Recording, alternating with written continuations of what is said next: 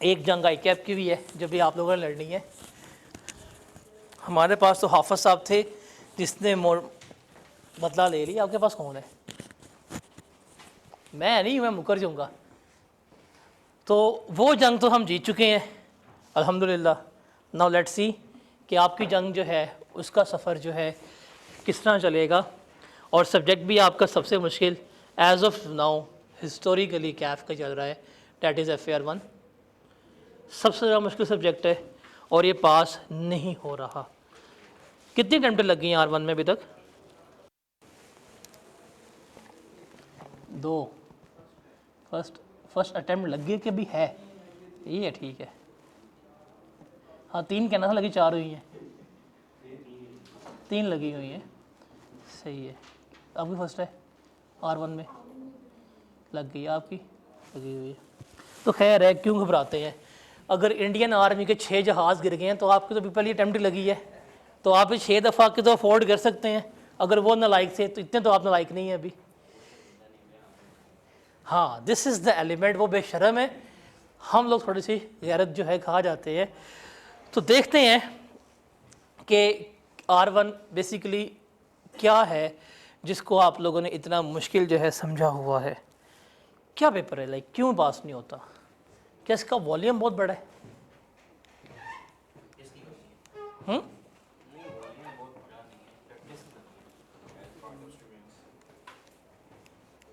क्या आप लोगों को डेबिट लिखना आता है? क्या आप लोगों को क्रेडिट करना आता है? क्या आप लोगों को जर्नल एंट्रीज पास करना आती हैं? तो क्यों पेपर फेल होता है? आपका पेपर बेसिकली सारे का सारा ये अकाउंटिंग एंट्रीज, अकाउंटिंग ट्रीटमेंट का है। तो अगर आपको जर्नल एंट्रीज पास करनी आती है तो वाई 9375 बच्चा फेल हुआ था, 2818 बच्चा जो है वो पास हुआ है। What is the reason behind that? क्या इसकी ये प्रॉब्लम हो सकती है? इसको ज़रा हमने यहाँ पर आइडेंटिफाई करना है। आप लोगों के ख्याल से, आप लोग पेपर दे के आए हैं, क्या रीज़न हो सकती है? किस चीज़ का? नहीं है, आसान है।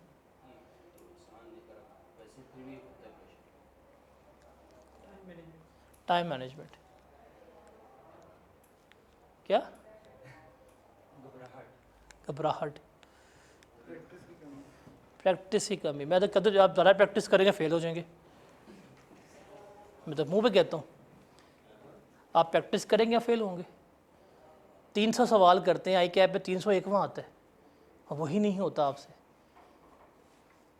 क्या रीज़न हो सकती है? अच्छा, वो तो छोड़ कर कहानी ख़त्म हो गई। जब आगे चलेंगे तो कोई रीज़न होगी ना। लेक्चर से बुरे नहीं हुए। Lack of understanding, that is very unique reason. क्यों?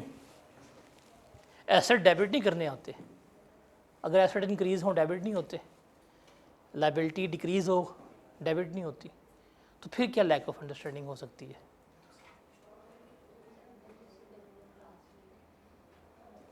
चले, ये तो आप लोग स्केप गोट तलाश करें ना, हम ये नहीं कर पाए, वो नहीं कर पाए। पेपर में क्या करके आए हैं? This is the question. पहला सवाल, क्या पेपर पूरा किया था?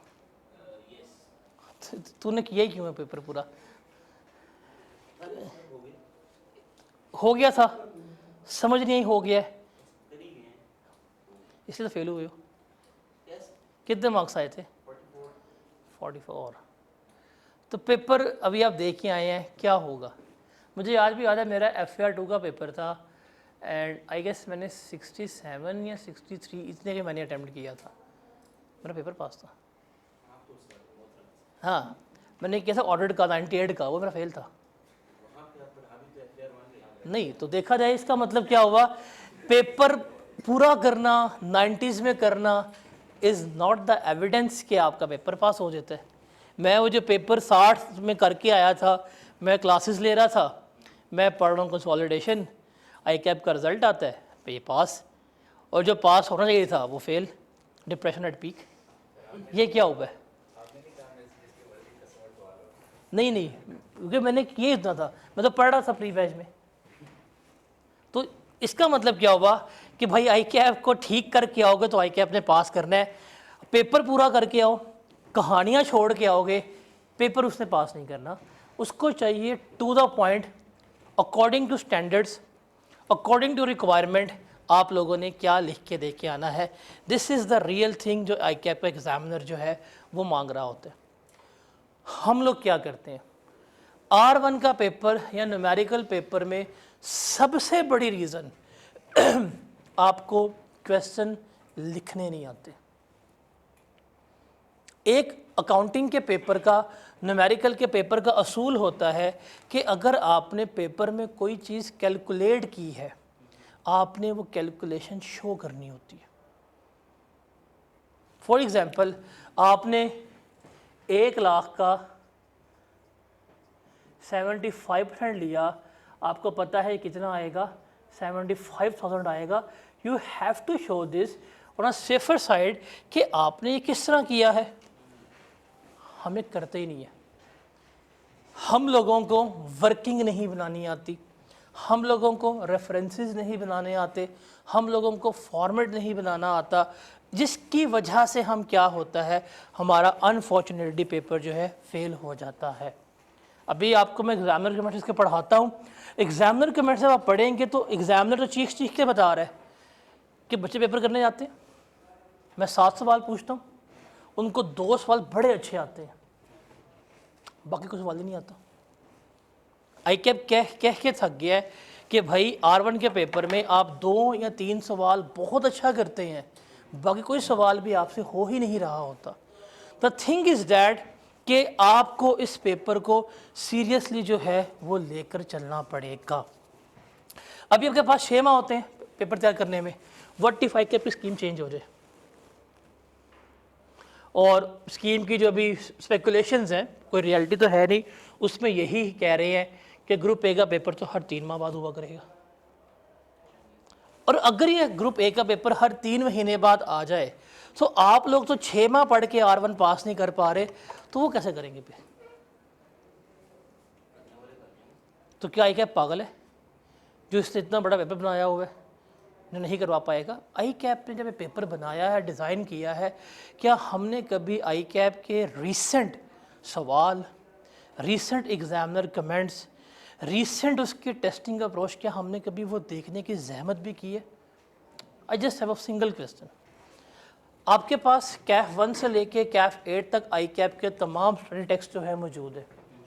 मैं आज आपको बड़े कहता हूँ कॉन्फिडेंस के साथ कि अकाउंटिंग सब्जेक्ट की जो किताबें हैं ना आई कैप की, वो one of the best book है।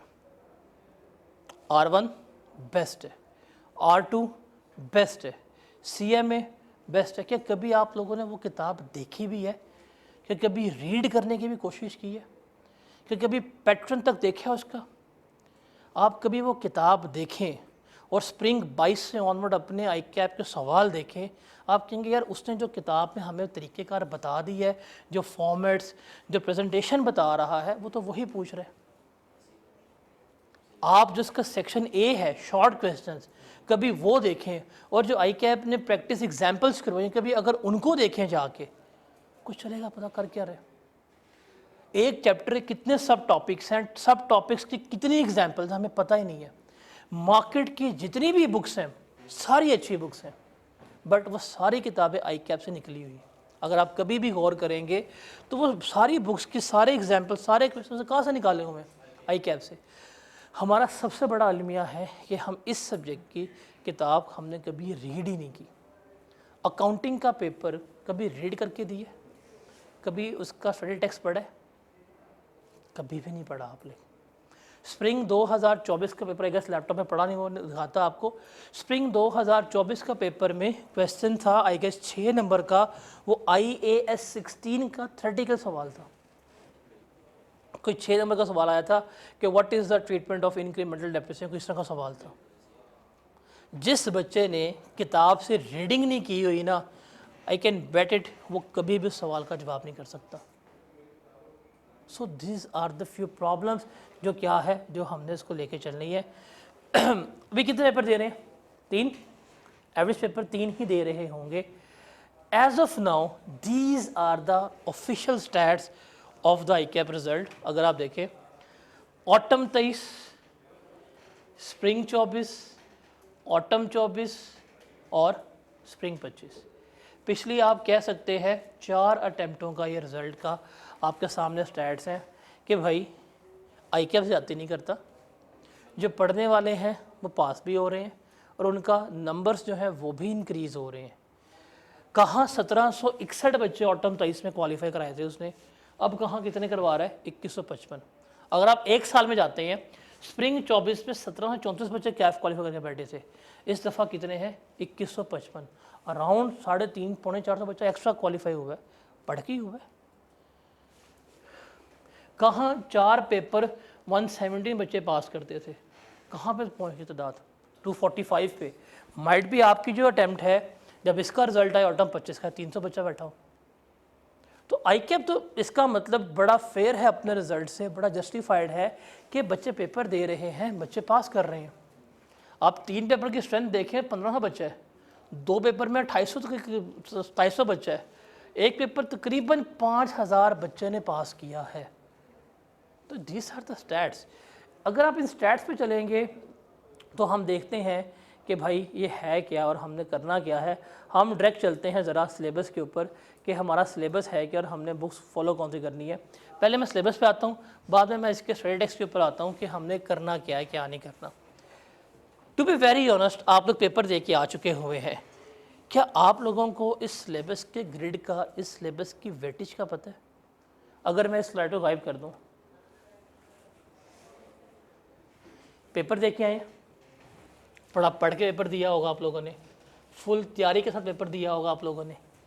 क्या आपको पेपर देते हुए एक चीज़ का पता था कि भाई इस पेपर में सिलेक्टिव स्टडी जो है वो बिल्कुल भी नहीं करनी है आपने? नंबर 1। नंबर 2, ICAP पिछले कोई 3 अटैम्प्ट हो गई हैं, हर चैप्टर में से तकरीबन हर चीज़ पूछ रहा है। नंबर 3, पूछ कैसे रहा है, चैप्टर्स कौन कौन से हैं, क्या वेटेज है, क्या किया था? चलिए बोरिंग कॉस्ट तो आप लोग करके गए होंगे। बोरिंग कॉस्ट का एक सवाल था, स्पिन इंडस्ट्रीज लिमिटेड, प्रैक्टिस किया था?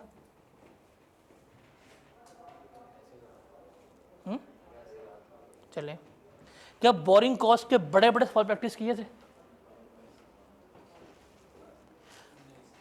IAS 16 की जब आप कर रहे थे बैठ के, तो 2016 का सवाल किए होंगे, शहजाद टेक्सटाइल लिमिटेड रीवैल्यूएशन के, बड़े खुशियाँ मनाई होंगी, पियानो लिमिटेड कर लिया, ये और वो कर लिया। वो सवाल आज से 10 साल पहले के हैं। क्या ICAP का टेस्टिंग लेवल वही है अब? क्या ICAP का सवाल पूछे जाने का तरीका वही है? तो आपने क्या सिलेबस की असेसमेंट की थी कि भाई पेपर पूछ किस तरह रहा है, किस तरह नहीं पूछ रहा? तो कैसे चलेगी ब्लाइंडली? स्प्रिंग 24 में 20 नंबर का एक सवाल आया था इन्वेस्टमेंट प्रॉपर्टी का, तो पास पेपर में नहीं है। तो इसका मतलब क्या है? This is the syllabus. जब आप एक चीज़ तैयार करने लगे हैं, आपको पता होना चाहिए कि भाई ICAP पूछ कैसे रहा है, उसने किस एरिया को किस तरह से टेस्ट करना है, ये आपको पता होना चाहिए। अगर आपको ये चीज़ नहीं पता, आप फिर फेल होंगे। इस दफ़ा इतने बच्चे से सर 5 अटैम्प्टें हो गई हैं, पेपर पास नहीं हो रहा। You know what is the meaning of 5 attempt? 2.5 साल। 6 अटैम्प्टें हो गई, आराम पास नहीं हो रहा, दैट इज़ 3 ईयर्स। 4 अटैम्प्टें हो गई हैं, 2 साल।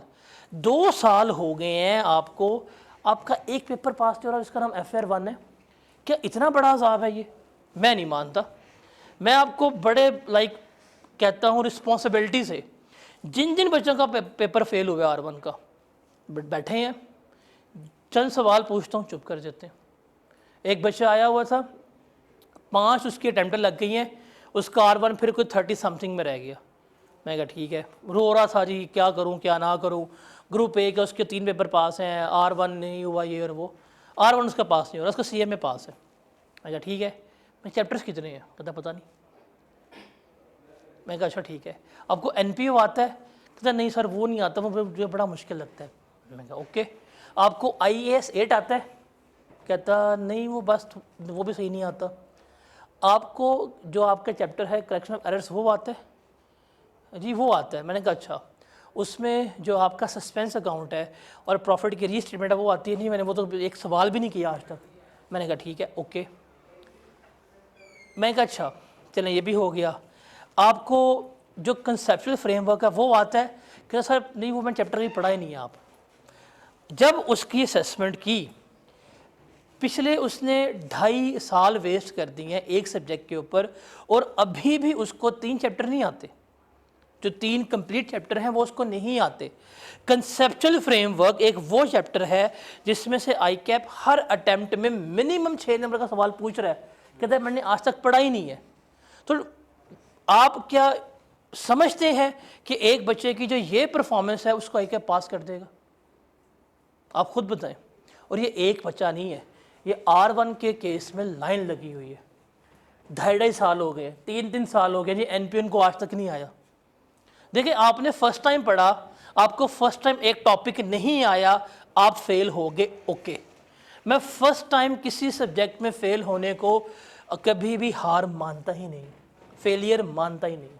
आपको उसकी लिटिग्रिटिस का नहीं पता था, आपको उसकी नॉलेज ऐसी नहीं थी। आप लोग सारे पेपर कब देख के आए हैं? PRC का देख के आते हैं। पहला पेपर है कौन सा? कैफ का, FR1 है, तो मुश्किल पेपर है, हो गया फेल पहली दफ़ा, ठीक है। लेकिन जब आपका पेपर फेल हो गया, लग गया पता भाई पेपर पास नहीं हुआ, अब आपने अपनी असेसमेंट करनी है। फिर क्या होता है? आप अपनी असेसमेंट कर ही नहीं पाते। अब वही काम कर रहे हैं, दोबारा पढ़ेंगे, वही पढ़ेंगे जो आपको आता है, ना कि वो जो आपको लास्ट टाइम नहीं आता था। अल्टीमेटली क्या करेंगे जी, R1 दोबारा पढ़ रहा हूँ, फिर क्या किया, IAS 16 के 100 सवाल कर लिए, कर लो। स्प्रिंग 24 में क्या हुआ, आवाम क्यों पिटी थी? IAS 16 का सवाल कर करके मर गए। उसने पूछा 6 नंबर का स्टैटिकल सवाल, बच्चे उड़ गए। फिर एग्जामिनर खुद कहता है, एग्जामिनर ने कहाँ पे आपको ये स्टाम्प पेपर पे लिख के दिया है कि वो IAS 16 से कभी भी स्टैटिकल सवाल नहीं पूछ सकता? उसने कहीं लिख के दिया? उसने कहाँ लिख के दिया है कि ये वाजिब है कि उसने IAS 16 का लॉन्ग पूछने? कहाँ लिखा है उसने? नहीं लिखा होगा, बच्चों को पता नहीं था। तो R1 का पेपर के डायनेमिक्स बड़े अजीब से हैं। इस पेपर में स्ट्रगल की रीज़न जो है वो बच्चे का सबसे बड़ा नॉन सीरियस एटीट्यूड है, और इस पेपर को वो ड्यू रिस्पेक्ट ना देना जो ये पेपर डिज़र्व करता है। दे थॉट कि हम प्रैक्टिस करते रहेंगे पेपर पास हो जाएगा। आप जब प्रैक्टिस करते हैं, कभी आपने एनालिसिस किया है आप सवाल कर कौन से रहे होते हैं? 2011 का सवाल करके बैठे होते हैं, 12 का, 13 का, 14 का, 15 का, 16 का। ये साल कौन सा है? आप 10 साल पहले के पेपर करते हैं जिनका उस वक्त का टेस्टिंग लेवल कुछ और था। उस वक्त R1 नहीं था, मतलब कैफ 1 नहीं था, वो कैफ 5 था, सिलेबस कुछ और, टेस्टिंग लेवल कुछ और। आप वो सवाल करके समझ रहे हैं कि भाई हम ये पेपर पास कर लेंगे, और होता क्या है, वो तो बड़े अच्छे सवाल होते हैं। जैसे ही सवाल करेंगे ऑटम 24 का, नहीं वो सही नहीं हुआ, खैर है वो सही नहीं हुआ, हमने वो सही कर लिए थे। सवाल किया स्प्रिंग 22 का, नहीं वो सही नहीं हुआ, लेकिन हमारे पास स्प्रिंग 17 का सवाल बड़ा अच्छा हो गया था। That doesn't matter. आपकी स्प्रिंग 2022 में स्कीम चेंज हुई थी, आपका टेस्टिंग लेवल चेंज हुआ, आपका सिलेबस चेंज हुआ, आपका सब्जेक्ट चेंज हुआ। आपके लिए सबसे रेलेवेंट क्वेश्चन है स्प्रिंग 2022 से लेके स्प्रिंग 2025 तक। These are the most relevant question, ये आपने करने हैं। और हाँ, आप लोग जब प्रैक्टिस करते हैं आप ये सबसे कम पे करते हैं, सबसे एंड पे करने ही आपने कौन से होते हैं? रीसेंट अटेम्प्ट के। तो these are the few things जो आपको कहाँ लेके जा रही हैं, इस पे लेके जा रही हैं। सबसे पहले सिलेबस, आपका R1 का सिलेबस इन 3 ग्रेड्स में डिवाइडेड है। टोटल आपके अगर 11 के करीब चैप्टर्स हैं। आई कैप ने हर एक चीज़ पूछनी है, ये चीज़ आपको डे 1 पे पता होनी चाहिए। आई कैप कोई भी चीज़ जो है वो आप लोगों से ऐसा नहीं करेगा कि यार ये वो नहीं पूछ रहा या मैं ये चैप्टर छोड़ दें, ऐसा कुछ नहीं है। आप जो चैप्टर छोड़ के जाएंगे आपको पेपर में मिलेगा, खड़ा होगा अस्सलाम वालेकुम करने के लिए। आप छोड़ेंगे कंसेप्चुअल फ्रेमवर्क, सवाल आएगा। आप जो चैप्टर छोड़ेंगे आपको पेपर में मिलेगा। भाई हर अटेम्प्ट में, लास्ट अटेम्प्ट, उससे प्रीवियस, आप पिछली 5 अटेम्प्ट निकाल कर देखें। आई कैप जो है हर एक चैप्टर को टेस्ट कर रहा है। So if you are like blind है, अंधे हो गए हुए कि नज़र ही नहीं आ रहा, फिर भी आप क्या करते हैं, सेटिस्फाइड करते हैं। अब ये आपके 3 ग्रेड्स हैं, जिसमें सबसे बड़ा ग्रेड जो है, सबसे बड़ा grade that is preparation of financial statement, जिसकी वेटेज जो है 35 से 45 नंबर की है, और ये सबसे बड़ा ग्रेड है, और बच्चों के यहाँ सबसे वीक ग्रेड भी यही है। सेकंड ग्रेड है, ग्रिड का नाम है conceptual framework and interpretation of financial statement, ratios और कंसेप्चुअल फ्रेमवर्क, और ईपीएस इसमें आता है। जब ग्रिड का नाम ये है, 20 से 30 नंबर की वेटेज है, हम क्या करते हैं, इसमें करते ही नहीं। रेशियोज नहीं आती हमें, ईपीएस करके समझने पास हो जाएगा। भाई उसने 20 से 30 नंबर लिखे हैं और 3 चैप्टर लिखे हैं इसमें से, और वो पूछता है। और थर्ड ग्रेड है हमारे पास अकाउंटिंग फॉर फाइनेंशियल ट्रांजैक्शन, जो हर एक का पसंदीदा तरीन ग्रेड होता है। अगर आप इसको अगर आप इसको 1 बाय 1 एनालिसिस करें, हम ग्रेड ए की बात करें तो ग्रेड ए में हमारे पास सबसे ज़्यादा लॉन्ग क्वेश्चन आते हैं सेक्शन नंबर 2 के। इसमें आपके पास है statement of changes in equity, जिसका टेस्टिंग लेवल 2 है, मतलब आपके पास 20 नंबर तक का पेपर इसमें से सवाल आएगा। फिर कैश फ्लो आपका इसमें से आएगा। फिर आपका एरर्स IAS 8 वगैरह जो है वो भी इस ग्रेड का पार्ट है। आपके पास फिर NPO जो है वो भी इसी ग्रेड का पार्ट है।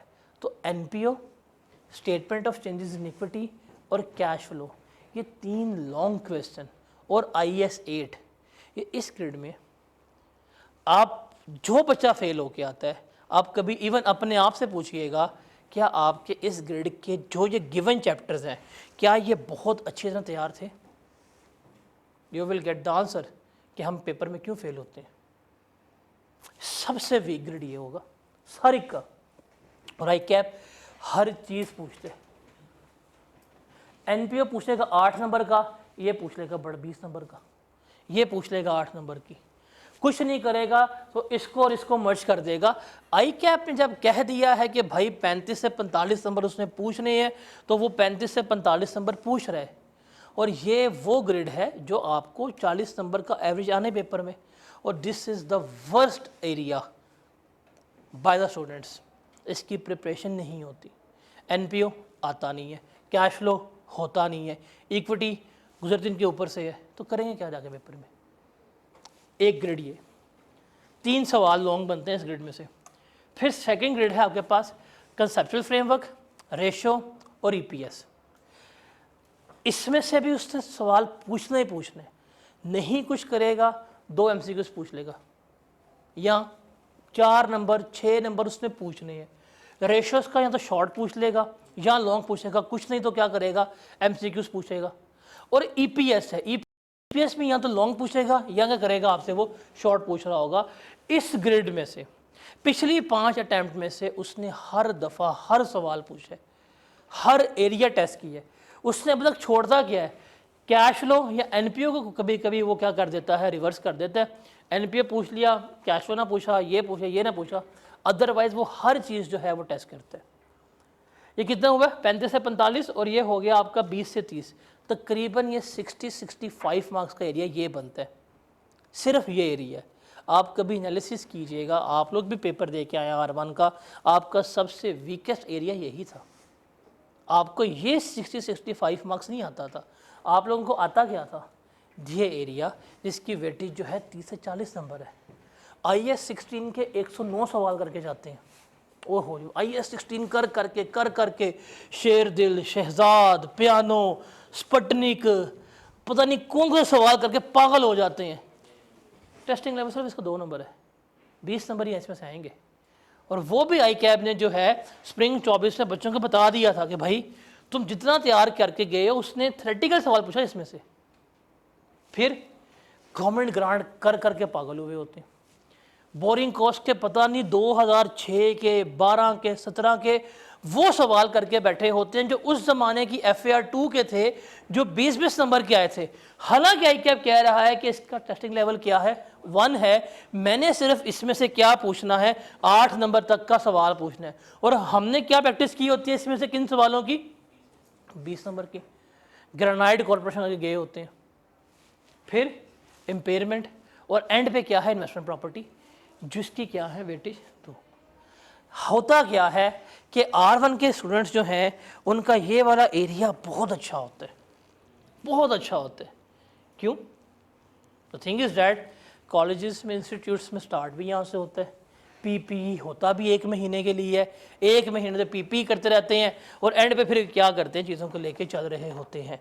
आपके सामने सिलेबस है, आपके सामने है कि यही आप लोग था, पेपर दे के आए हैं, आप लोगों का भी यही एरिया जो है बहुत स्ट्रॉन्ग था, लेकिन इसके बाद जो 60 नंबर है उसमें से 20 नंबर तक की काम नहीं आपको आता था। ये जो आपके 30, 32, 40 नंबर आ जाते हैं ना, वो सिर्फ इसी एरिया में से आते हैं, बिकॉज आपको इसकी इतनी प्रैक्टिस आप कर देते हैं। आप 6 माह के बैच में या 4 माह के बैच में ना पढ़ते ही यही हैं, साफ सीधी बात है, पढ़ते भी यही है, प्रैक्टिस भी यही करते हैं, आपको आता भी यही है। और हालांकि जो 60 नंबर का एरिया आपका जो कंफर्म 60 नंबर का है, वो कितना करते हैं जी, एनपीओ छोड़ दिया, टेम वाले रेशो के एरर आपको आता नहीं है, तो क्या करेंगे? जो कंसेप्चुअल फ्रेमवर्क है उसको देखना ही अजाब रखा हुआ है आप लोगों ने, उसको भी देखना नहीं है। तो this is the real reason of the failure in that subject. आप जितना मर्जी स्केप कोड तलाश कर लें कि जी सिलेबस कंप्लीट नहीं था, प्रैक्टिस थोड़ी कम थी, या ये था या वो था, द थिंग इज़ डैट कि आपको सबसे पहले सिलेबस को ड्यू इम्पोर्टेंस देनी पड़ेगी। जो एक बात होती है कि आई कैप का पेपर आई कैप के मुताबिक तैयार करना इज़ मोस्ट इंपॉर्टेंट थिंग, ना कि आई कैप का पेपर अपने मुताबिक तैयार करना इज़ इंपॉर्टेंट थिंग। R1 में क्या हो रहा है, हम तैयारी कर रहे हैं किसकी? आई कैप के पेपर की अपने मुताबिक, कि हमें जो आता है वो बड़ा अच्छा आता है, ना कि आई कैप हमसे क्या पूछ रहे। ये मैं नहीं कह रहा, जितने बच्चे फेल होते हैं आप पूछ ले, आप खुद से पूछ ले, पेपर दे के आए ना अभी, कौन सा एरिया आपको आता था?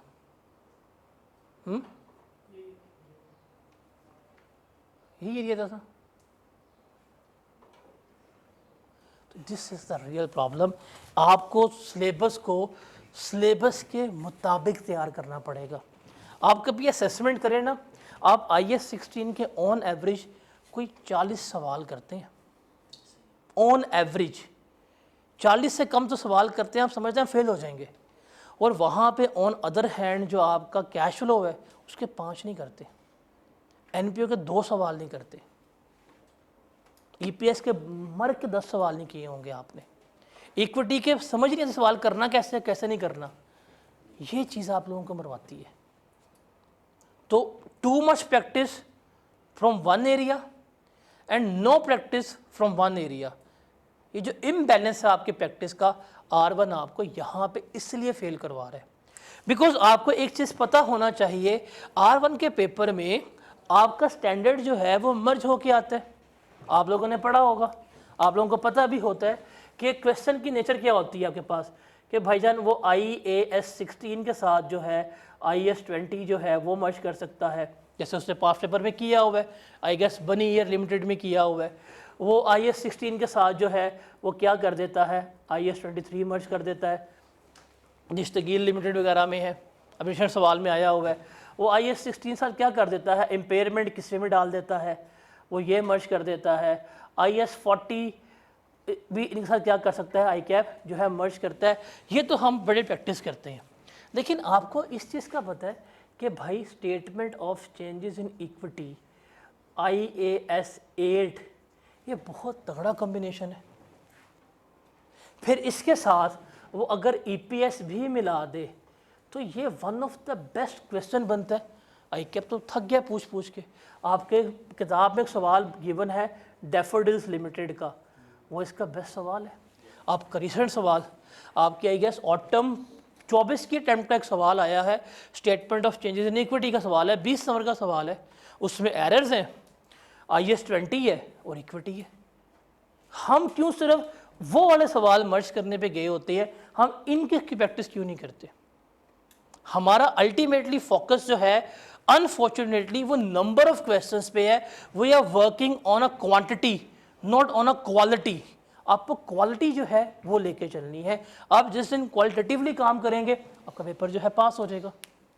तो हमने करना क्या, लाइक इसमें बात करें, हम भी स्टार्ट किस में से करेंगे, IS 16 से। इतनी तकरीर की है, स्टार्ट तो मैंने भी वहाँ से किया, बट हम IAS 16 के साथ साथ ही मूव कर देंगे आपकी जो statement of changes in equity है, हम वो करेंगे। उसके बाद हम डिस्कस करेंगे EPS। EPS के साथ हम करेंगे अपने errors and correction of errors. इसके बाद हमने मूव करना है date is cash flow, NPO ratio. ये करने के बाद मैं आपको एंड पे करवाऊंगा वो जो आपका बहुत महबूब एरिया है IAS 20, IAS 23, 36 या 40, वो हम बाद में करेंगे, बिकॉज ये वो एरिया है ख़ास तौर पर ये वाला, ये अगर आपका स्ट्रॉन्ग है ना, आपका पेपर पास है। और आपको इन सारे चैप्टर्स करने के लिए IAS 16 ही चाहिए और कोई नहीं चाहिए। आपको नॉन करंट एसेट्स ही चाहिए और कुछ नहीं चाहिए। हाँ, कुछ सवाल होंगे जिनमें बोरिंग कॉस्ट होगी, बाद में कर लेंगे, बोरिंग कॉस्ट करने के बाद कर लेंगे। कुछ सवाल हमें मिलेंगे एरर्स के ऐसे जिसमें इम्पेयरमेंट इन्वॉल्व होगी, बाद में कर लेंगे, इम्पेयरमेंट करेंगे। लेकिन हमारा पैटर्न ये चलेगा, बिकॉज वो ग्रिड जो आपको अभी बता दे कि भाई ये वाला एरिया जो है आपका, ये सारा एरिया आपका 65% ऑफ पेपर है। तो इस 65% के ऊपर ही हमने क्या करनी है, ज़्यादा एफर्ट करनी है ताकि हम अपने मार्क्स सिक्योर कर सकें।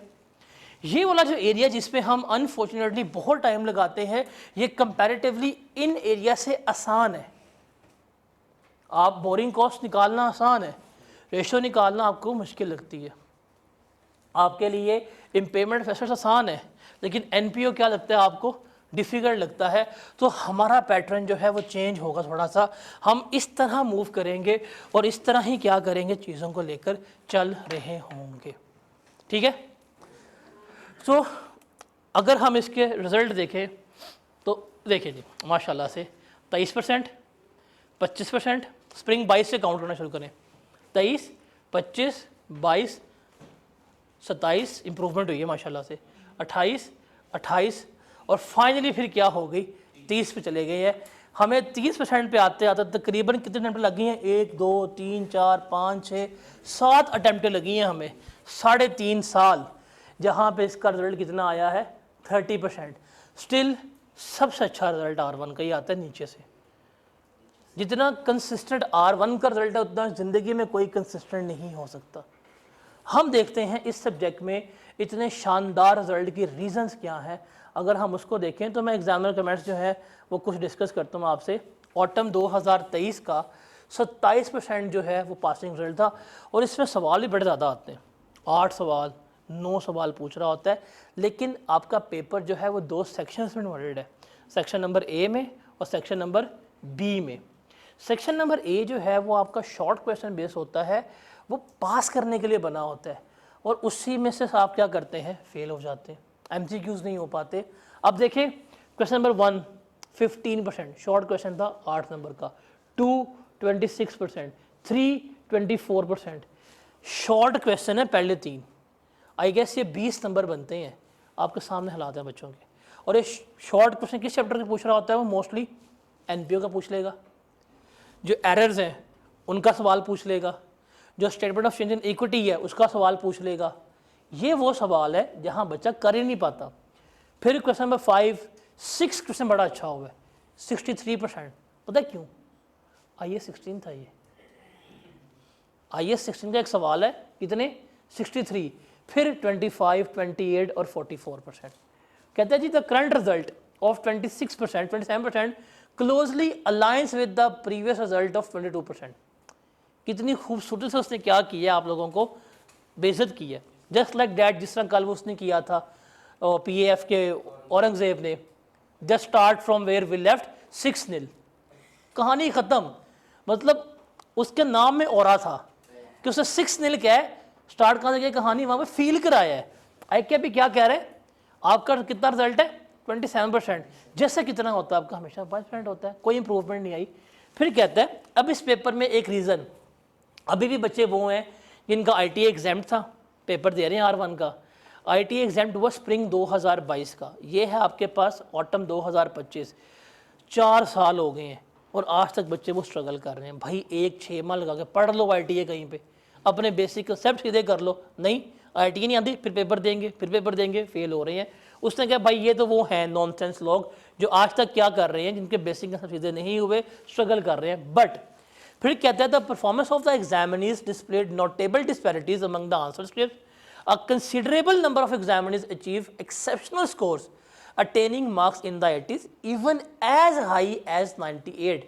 अब जाना गूगल पे देखना ऑटम 2023 का ICAP का रिजल्ट, जो ICAP में उस वक्त जिसका मेरिट सर्टिफिकेट आया था उसके 98 नंबर से, वो इंसान का बच्चा था या बच्ची थी, जिन तो नहीं था, 98 भी आए हैं।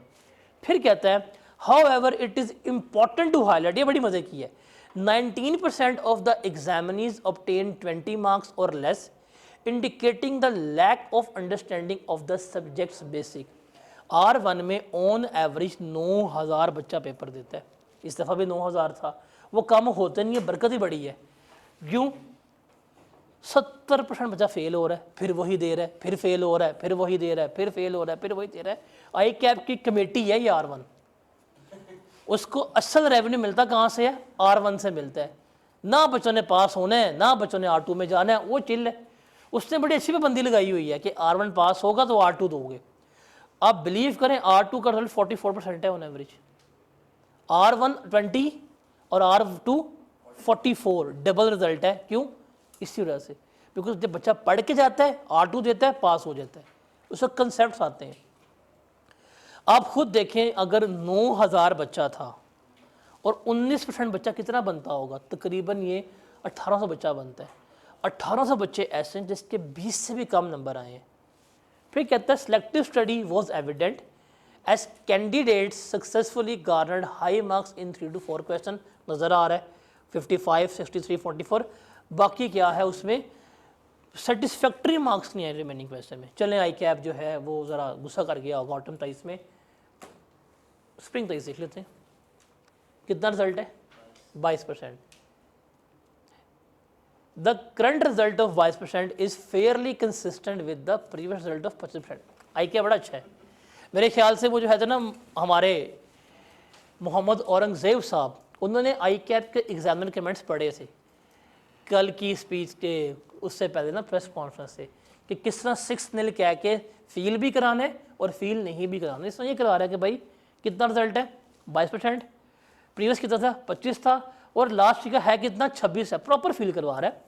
चलें, उसने फिर कहा ITA एग्जाम है, बट फिर आते हैं the performance of the examiner is varied significantly across the script with some scoring exceptionally well, receiving the marks in 80s even high as 93.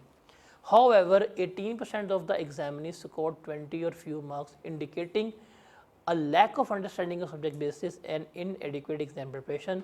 Some of the commonly noted issues were the lack of practice, poor presentation skills. This could be attributed to the fact that many examiners, it was their first paper based exam. PRC करके आते हैं, PRC में ज़िंदगी में कोई working नहीं की होती, असाइनमेंट करते हैं, पास हो जाते हैं, या अकड़ बकड़ में वो बिस्मिल्लाह रहमान रहीम ये सी लगाया, पेपर पास हो गया। ज़िंदगी में कभी कोई वर्किंग नहीं की होती, पेपर एमसीक्यू होता है, इसलिए फेल हो रहे होते हैं। ये मैं नहीं कह रहा, मैं कहूँ तो आपके झूठ बोल रहा है। कौन कह रहा है?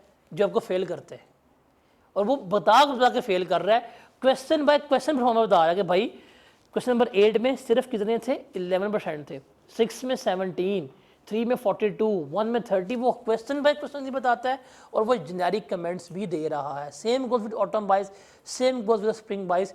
तो अगर आप इन सबको समराइज करें, ICAP ने यही चीज़ें कहा। जब उसने कह दिया और बता रहा है, इवन उसके एग्जामिनर कमेंट्स भी बता रहे हैं, क्वेश्चन वाइज रैंकिंग भी बता रही है कि कुछ सवाल बड़े अच्छे हो रहे हैं आपके, और वो सवाल आपको पता है कौन से? IAS 16 बड़ा अच्छा होता है, 45 सवाल किए होते हैं। IAS 23 ओ हो, आप कहते हैं बस 2 सवाल हो गए हैं, आपका पक्का हो गया मेरिट सर्टिफिकेट। फिर आपका अगर आ जाए इम्पेयरमेंट, आप कहते हैं गोल्ड मेडल पक्का हो गया।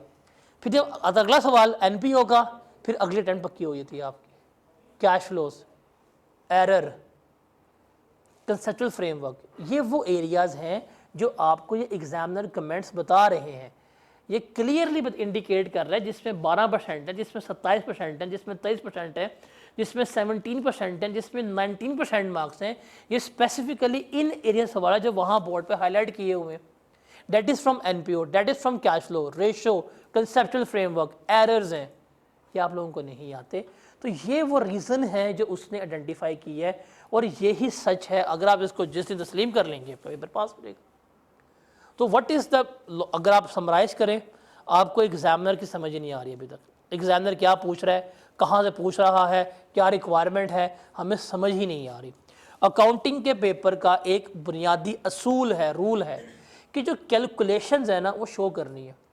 अगर कोई अमाउंट आई कैप ने सवाल में दी है, आपने लिख दी है, ठीक है भाई ये गिवन थी, लेकिन जो चीज़ आपने कैलकुलेट की है, कंप्यूट किया, शो करो। आप लोगों शो नहीं कर पाते। वर्किंग्स जो हैं वो हमें नहीं आती, वर्किंग्स हम तो शो नहीं होती, रेफरेंसेस नहीं होते, सवाल प्रेजेंट नहीं होता, सवाल शुरू कहाँ से करना है, अमाउंट्स कहाँ पे लिखनी है, प्रेजेंटेशन कहाँ पे देनी है, वर्किंग के रेफरेंसेस कहाँ देने हैं, हमें ये नहीं आते। सिलेक्टिव स्टडी इस सब्जेक्ट में सबसे बड़ी तो यही होती है। और मैंने आपको बता दिया, आप लोगों से पूछ भी लिया है कि सेक्शन नंबर सी सबका बड़ा अच्छा होता है और ए और बी आप लोगों को आता ही नहीं है। टाइम मैनेजमेंट, अब टाइम मैनेजमेंट सबसे बड़ा ये रीज़न होता है कि जी पेपर नहीं पूरा हुआ। पेपर पूरा कैसे होगा? आप लोग ने अगर कभी गौर किया हो, आप जब सवाल करते हैं IAS 16 का, वो टाइम पे हो जाता है, 20 का सवाल टाइम पे हो जाता है, 36 टाइम पे हो जाता है, NPO टाइम पे नहीं होता, कैश फ्लो टाइम पे नहीं होता, रेशियोस टाइम पे नहीं होता। क्यों? बिकॉज आपने कभी उनकी वो प्रैक्टिस नहीं की जो आपने इन जैसी प्रैक्टिस की थी, नंबर 1। नंबर 2, आपने जब टेस्ट वगैरह कभी दिए हों R1 के, आप लोग टेस्ट देते भी किसके ज़्यादा हैं, 16 वगैरह के। जब ये शुरू होता है टेक्निकली, आप लोग गायब हो जाते हैं। आप लोग इन एरियाज़ के टेस्ट पे नहीं देते, इन एरियाज़ में प्रैक्टिस होती है ना, इनकी टेस्टिंग अटेम्प्ट होती है, तो पेपर कैसे पूरा होगा? तो टाइम मैनेजमेंट आपको आएगी टेस्ट देने से। और एक चीज़ आपने अपनी हैबिट बनानी है, आपके अंदर एक कॉन्फिडेंस होना चाहिए।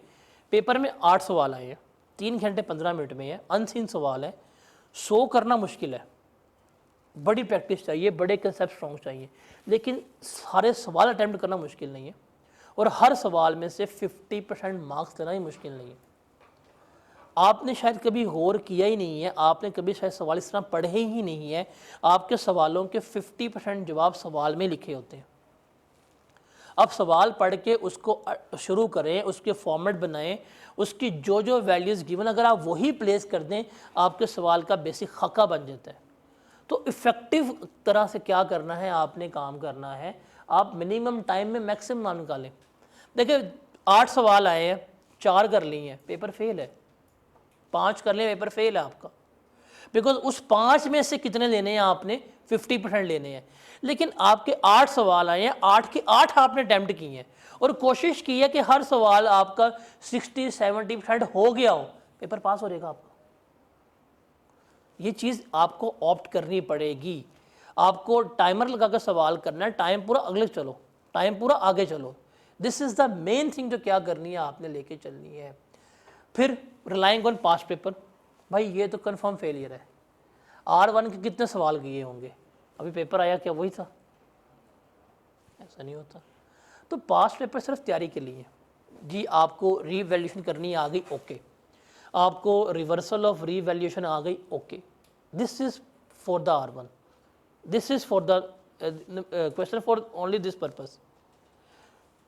पेपर में कैसे आएगा, उसकी प्रैक्टिस सिर्फ पास्ट पेपर से नहीं होगी, उसके लिए you have to give test, you have to attempt unseen question. आपको कंसेप्टली स्ट्रॉन्ग होना पड़ेगा और कंसेप्टली स्ट्रॉन्ग आप तब होंगे जब आप ICAP के स्टडी टेक्स्ट में से इसकी रीडिंग करेंगे। अब यकीन माने, आप उसको रीड करना शुरू करेंगे, उसने अगर एक एक लॉजिक बताया है, उसने एक एक लॉजिक की मिनिमम एक एग्जाम्पल दी है, 3 एग्जाम्पल्स दी हैं, मल्टीपल सिनेरियोज दी हैं कि ये इस तरह भी हो सकता है। जैसे रिवर्सल ऑफ इम्पेयरमेंट है, उसने रिवर्सल ऑफ इम्पेयरमेंट एक्सप्लेन करके फारग कर दिया कि भाई कॉस्ट मॉडल में ये होना है, रीवैल्यूएशन मॉडल में ये होना है। उसने इतनी एग्जाम्पल्स दी हैं, एक एक स्टेप के साथ मल्टीपल एग्जाम्पल एक्सप्लेन कर रहा होता है। आप जब उसको रीड करेंगे ना, आपको समझ आएगी कि भाई कंसेप्ट बिल्डिंग ये होती है, कंसेप्ट स्ट्रॉन्ग करना है। कंसेप्ट्स को याद रखें, समरीज जो होंगी गिवन होंगी। फिर अगर कभी आपने स्टडी टेक्स्ट ओपन किया हो, हर चैप्टर के एंड के ऊपर उस चैप्टर की पूरी समरी दी हुई है, आपको कंप्लीट समरी गिवन है हर चैप्टर के एंड के ऊपर। तो दीज आर द थिंग्स। फिर पेपर की प्रिपरेशन सिलेबस के मुताबिक होती है, वो तो मैंने बता दी है। और आप पेपर प्लान करते भी नहीं है किस तरह आपने पेपर लेके चलना है। तो ये आप पेपर फेल करके आए हैं, आपके सामने रीजंस हैं, आप अपना खुद कैथारसिस कर लें, अब अपने आप को सेल्फ एनालिसिस कर लें कि भाई कहाँ पे स्टैंड करते थे, कहाँ पे स्टैंड नहीं करते। ये रीजंस हैं, इनको ओवरकम कर लेंगे, पेपर पास है, नहीं करेंगे फिर फेल है, और ये कैरी होगा। और ये अटैम्प्ट आप लोगों के लिए ना, ग्रुप ए वाले बच्चों के लिए बड़ी क्रूशल है। Scheme on it's on way है। आज का डेट है 12 मई है। आई कैप की मज़ीद बहुत कोशिश होगी कि 1 जून से पहले स्कीम अनाउंस करते, बिकॉज अगर वो 1 जून से पहले स्कीम अनाउंस करता है तो दिसंबर की अटैम्प्ट पॉसिबल जो है CFAP की न्यू स्कीम के मुताबिक होगी। अब वो आई कैप के मैटर्स हैं, वो हमें नहीं पता क्या कर रहे हैं क्या नहीं कर रहे हैं, हमें नहीं पता। जो ड्राफ्ट हैं, जो उनकी पब्लिक कम्युनिकेशन हैं, जो सिलेबस हमें आ गया, हमें वो पता है। स्कीम चेंज होनी है, जैसे ही होती है इसका सिलेबस R1 का चेंज हो जाएगा। मैं पहली बात बता रहा हूँ, कुछ स्टैंडर्ड्स जो FAR2 में है वो R1 में आ जाने, डिफ़िकल्टी लेवल बढ़ जाना है, इसका टेस्टिंग लेवल चेंज हो जाना है, कुछ नई चीज़ें बीच में ऐड हो जानी है। सो तो बेहतर है कि भाई ये जो पिछले वो 8 अटैम्प्टों से टेस्ट कर रहा है इसको पास करे। तो group A is super important for everyone. Group A में पेपर पास करना इज़ वेरी इंपॉर्टेंट, खासतौर पर पहला पेपर। तो थोड़ा सा इसको आप प्लान होकर चलें, आपके पास सिलेबस होना चाहिए, आपके पास बुक होनी चाहिए। मैं आपको पूरे सेशन में किताब एक ही रिकमेंड करूँगा जिससे मैं करवाऊँगा जो मैंने करनी है, that is I cap study text. उसमें इतने सवाल हैं, आप सारे वो करके दिखाएं आपको मांझों में। तकरीबन ना उसमें 500 550 सवाल है आई कैप की किताब में, आप वो सारे कर नहीं सकते, इतने क्वेश्चन हैं उसमें। और उसमें वो क्वेश्चंस हैं जो as of today ICAP के पेपर का डिफ़िकल्टी लेवल मैच करते हैं, ना कि वो कि 2001 का सवाल दिया हुआ है जो करके बड़े खुश होते हैं आप लोग। उसने वो सवाल दिए हैं जो उसका डिफ़िकल्टी लेवल मैच करते हैं, और उसने सवाल को प्रेजेंट भी उस तरह किया है जिस तरह आई कैप मांगता है। अब तो आई कैप का स्टडी टेक्स्ट जो है हमने सिर्फ क्या करना है वही फॉलो करना है। तो आई वुड रिकमेंड यू कि आप सबके पास ना हार्ड बाउंड में आई कैप का स्टडी टेक्स्ट होना चाहिए। FAR1 का जब आप पढ़ें आपके पास एक रजिस्टर हो नया, ना कि पुराना, छोड़ दें पुराने पे क्या किया क्या नहीं किया भूल दें उसको। एक रजिस्टर, एक किताब, एक कैलकुलेटर आपके पास हमेशा होना चाहिए अगर आप पेपर पास करना चाहते हैं, ठीक है। तो द थिंग इज़ डैट कि मैंने आपको बता दिया हमने शुरू कहाँ से करना है, IS-16 से, हार्डली 10 दिनों में पूरा हो जाएगा। उसके बाद असल कहानी शुरू होगी हमारी इक्विटी से, EPS से, रेशो से। ये वो एरियाज़ होंगे कि अगर आपको ये आ गए पेपर पास है, और ये वो एरियाज़ हैं जिसके लिए सिर्फ आपको IS-16 ही चाहिए और कुछ नहीं चाहिए। आपको इम्पेयरमेंट का कोई ताल्लुक नहीं है। एक सवाल है इम्पेयरमेंट का इक्विटी के साथ, जब इम्पेयरमेंट करेंगे कर लेंगे। एक सवाल है सिर्फ पास पेपर में गवर्नमेंट ग्रांट का इक्विटी के साथ, जब करेंगे वो सवाल कर लेंगे। वो 1-2 सवाल है, हम वो बाद में भी कर सकते हैं, लेकिन हम इन एरिया से करके वापस कहाँ पे आएंगे, आपके पसंदीदा एरिया पे आएंगे। द थिंग इज़ डैट कि आपको करना पड़ेगा, और करने के लिए एक चीज़ याद रखिएगा कि सबसे इम्पॉर्टेंट ना आपकी रीडिंग है, सवाल पढ़ना। आप वो सवाल जो आई कैप में करके आए हैं, आप फेल होके आए हैं, अगर वही सवाल मैं यहाँ पे करूँगा, अगर मैं रीड करता हूँ, मैं उसका उर्दू में ट्रांसलेशन करूँगा, आप सवाल कर लेंगे। फ़र्क क्या हुआ? डिफरेंस सिर्फ ये है कि हमें ना रीडिंग नहीं आती, हमें पढ़ना नहीं आता। जब हम पढ़ रहे होते हैं तो हम पढ़ते हुए सवाल को डिक्रिप्ट नहीं कर पाते कि भाई वो बात क्या कह रहा है, कौन सी बात इग्नोर करनी है, कौन सी बात को किससे लिंक करना है। This is the real problem जो हम क्या करते हैं वहाँ पर फेस कर रहे होते हैं। तो इसलिए आई एम रिकमेंडिंग कि आपके पास क्या होनी चाहिए, आई कैप का स्टडी टेक्स्ट। जितना उससे पढ़ोगे, जितना रीड करोगे, उतना आपके लिए क्या होगा, बेहतर होगा। बिकॉज हम क्लास में फॉलो वही कर रहे हैं, एग्जाम्पल्स, क्वेश्चंस, पास पेपर। जब आप वो करेंगे आपको समझ आएगी और आपका पेपर भी क्या हो जाएगा, पास हो जाएगा, ठीक है। सेम गोज़ विद दिस कि इसकी भी क्लासेस जो हैं वो 5 डेज़ इन अ वीक ही होंगी, बट यहाँ पे एक प्रॉब्लम होती है, डेट इज़ फ्राइडे। फ्राइडे की क्लास जो है आपकी वो 2:10 पे शुरू होगी। So I am looking for that thing कि अगर कोई होता है फ्राइडे को एक्सटेंड हो जाए ठीक है, अदरवाइज़ फिर मैं इसका भी सैटरडे ऑन कर लिया करूँगा अल्टरनेट बेसिस पे, मतलब महीने में 2 Saturday. But every Saturday is your test day and that is confirm. Saturday आपका कन्फर्म टेस्ट डे है, जिस तरह 5 दिन में पढ़ लिया, हफ्ते को आप वो टेस्ट देंगे। लाइक ये नहीं है कि हम हर जुम्मे को सिलेबस अनाउंस कर रहे हैं कि ये टेस्ट है। इट इज़ वेरी अंडरस्टूड, 5 दिन जो पढ़ा है आपका 6 डे के ऊपर वो क्या है, टेस्ट है।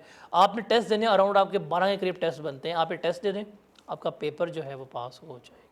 ठीक है, तो मिलते हैं इंशाल्लाह कल विद IAS 16। कोई सवाल वगैरह हुआ पूछिएगा। कोशिश कीजिएगा अपना R1 का रजिस्टर सेपरेट रखें, वो ना हो कि एक ही रजिस्टर हो जिस पर टैक्स लिख रहे हैं, जिस पे लॉ लिख रहे हैं, जिस पे R1 लिख रहे हैं, और कैलकुलेटर और पेन लाजमी साथ लेके आइएगा। मिलते हैं इंशाल्लाह कल। अल्लाह हाफिज़।